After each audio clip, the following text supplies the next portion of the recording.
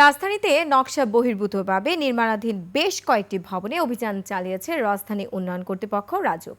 বেশিরভাগ ভবনেই ধরা পড়ে অনিয়ম। ধানমন্ডির কলাবাগান এলাকায় নির্মাণাধীন ভবনে ভ্রাম্যমাণ আদালতের নানা অভিযোগে এক ভবন মালিককে 1 লাখ টাকা জরিমানা করেছেন রাজুকের নির্বাহী ম্যাজিস্ট্রেট। নাহিদ সিরাজীর নিমের রিপোর্টে থাকছে বিস্তারিত। রাজধানীর কলাবাগান এলাকার নির্মাণাধীন বিভিন্ন ভবনে অভিযান চালিয়ে নকশা বহির্ভূত কোনো ভবন নির্মাণ হয়েছে কিনা সেসব বিষয়ে খোঁজ নেন কর্মকর্তারা। তবে যেসব ভবনে অভিযান চালানো হয় বেশিরভাগ ভবনই ধরা পড়ে অনিয়ম।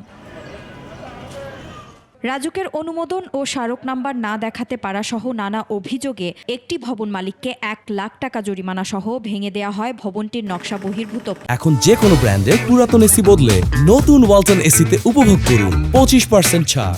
পুরো অংশ এ সময় ভবনের বিদ্যুৎ সংযোগ কাটার নির্দেশ দিয়ে বিদ্যুতের মিটারও খুলে নেওয়া হয়। স্ট্যান্ড বাই অনেক সময় অনেক জায়গায় সাইটে থাকে না, নকশা থাকে না।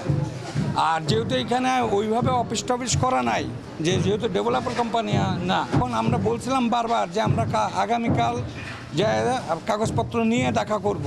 মালিকপক্ষকে নোটিশ দেওয়ার পরেও যোগাযোগ না করায় ভ্রাম্যমাণ আদালত পরিচালনা করার কথা উল্লেখ করেন অভিযান পরিচালনাকারী নির্বাহী ম্যাজিস্ট্রেট তাহমিনা পারভীন। এখানে আমরা যে ভবনে এসেছি মালিকপক্ষকে নোটিশ দেওয়া হয়েছে, কিন্তু তারা আমাদের অফিসেও যোগাযোগ করে নাই, কোনো নোটিশও দেখাতে পারে নাই। এজন্য আজকে আমরা আমাদের নিয়মিত অভিযানের অংশ হিসেবে আমরা মোবাইল কোর্টে এসেছি। অবৈধ নির্মাণাধীন ভবনের বিরুদ্ধে এই অভিযান রাজধানী জুড়েই চলবে বলে জানান তিনি। নাহিদ সিরাজী নিম্মি, 21 টেলিভিশন, ঢাকা।